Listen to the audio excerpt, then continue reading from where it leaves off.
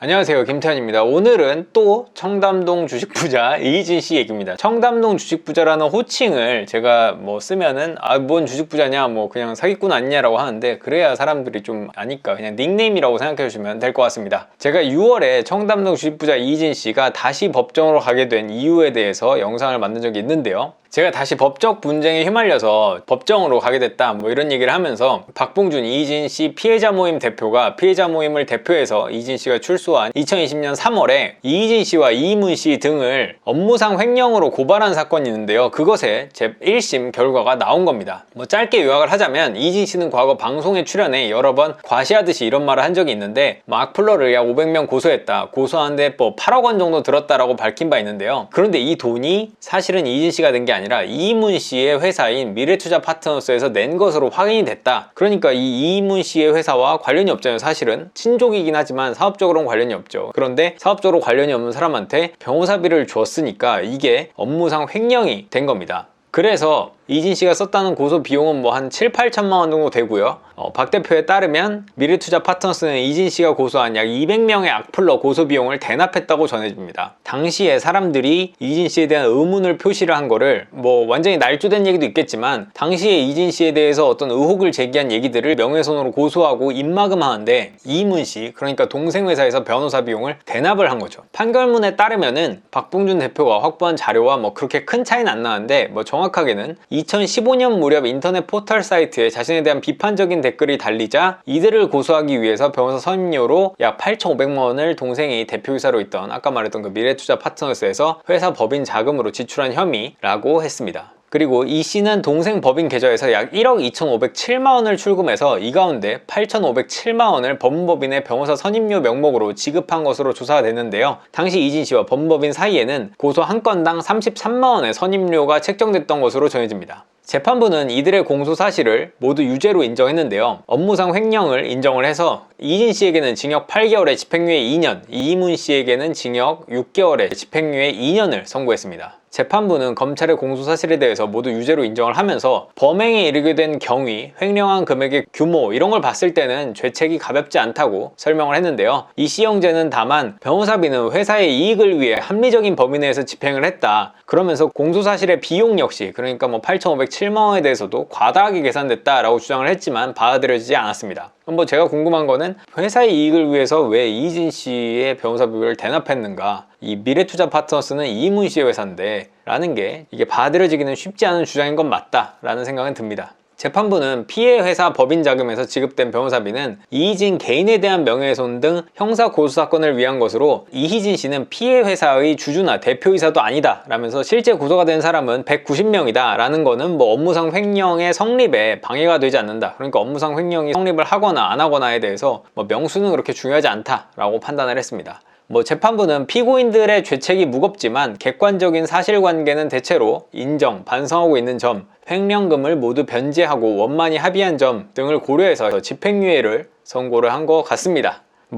어쨌건 이 고발 사건도 결국은 이렇게 결론이 나왔는데요. 이번에는 미래투자 파트너스에서 자료를 확보해서 실제로 고발까지 했던 이 박봉준 피해자 모임 대표와 짧은 인터뷰 한번 해보도록 하겠습니다. 박봉준 대표님, 이번 이희진 씨 변호사비 대납으로 인한 횡령을 고발하신 당사자죠. 박봉준 이희진 씨 피해자 모임 대표와 이번 사건에 대해서 짧게 한번 얘기 나눠보도록 하겠습니다. 안녕하세요. 예, 안녕하세요. 예, 박봉준입니다. 이번에 고발을 하신 당사자이신데요. 어떻게 고발을 하시게 됐고 이번 선고 결과에 대해서 어떻게 생각하시는지 한번 짧게 얘기해 주시겠어요? 예전에 예. 이희진이가 구속되기 전에 이제 풍문으로 들어쇼라는 채널에서 방송에서 예. 이제 명예훼손으로 자기가 500명한테 고발을 많이 했었는데 예. 변호사 비용으로 8억을 들여서 고발을 했다는 그런 방송이랑 뉴스가 있었잖아요. 혹시 기억나시나요?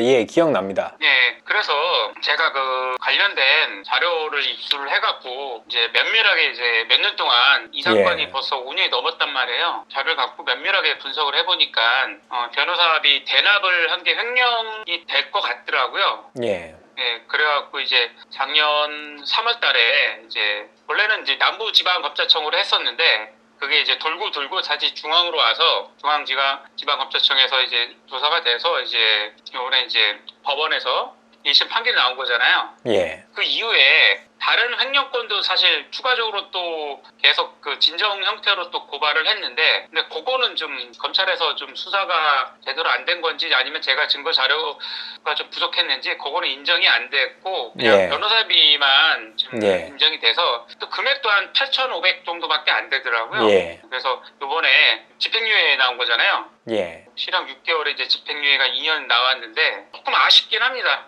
횡령했던 부분이 변호사비만 있었던 건 아니었는데 그게 좀 제가 좀 비질했던 건지 아니면 좀 수사가 좀 부족했던 건지 모르겠는데 좀 금액이 8,500 이상 다른 걸까지 포함하게 되면 횡령했던 금액이 8,500이 아니라 뭐 수십억이 전 되는 걸로 저는 좀 보고 있는데 그랬으면 구속이 됐겠죠. 예. 5억이 넘어갔으면. 그래서 좀 아쉽기도 하고 이번에 보니까 또 항소를 했더라고요. 계속 좀 지켜보려고 하고 있습니다.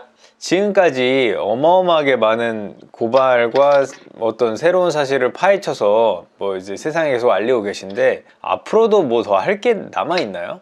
네, 더 있는데 사실 주변 분들이 말리시는 분들이 있어요. 예. 이제 그만하고 너 할 만큼 했고 예. 그만하라고 괜히 너도 칼 맞을 수도 있다. 예. 그런 얘기도 하시는 분들도 있거든요. 그래서 저도 지금 고민이에요.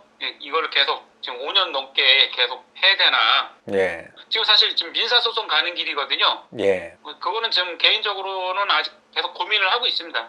아, 새로운 건에 대해서도 고발을 해서 이어갈지 아닐지. 네. 그렇군요. 아무래도 뭔가 이렇게 열심히 고발하고 세상에 알린다고 해서 뭐 본인에게 뭐 크게 득될 건 없으니까 앞으로 계속 이어갈지 뭐 그럼에도 공익적 차원에서 계속 할지 고민을 좀 하시는 것 같습니다.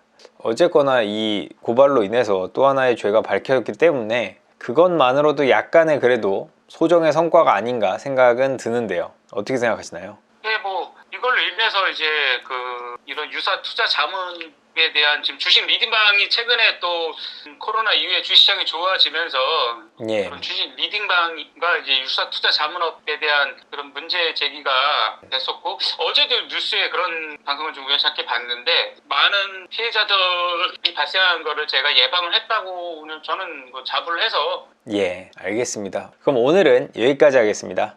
예, 감사합니다. 예, 얘기 잘 들었는데요. 어떻게 이렇게 구하기 어려운 자료들을 계속 구해서 이희진 씨에 대한 죄를 찾아내는지 진짜 신기할 정도이기도 합니다. 이희진 씨에 대해서 또 만약에 새로운 일이 있거나 또 뭐 고발이 있거나 활동을 다시 한다고 하면은 또 영상으로 또 찾아뵙도록 하겠습니다. 오늘은 여기서 끝! 구독, 좋아요, 알림 설정까지 부탁드립니다. 20만 가자!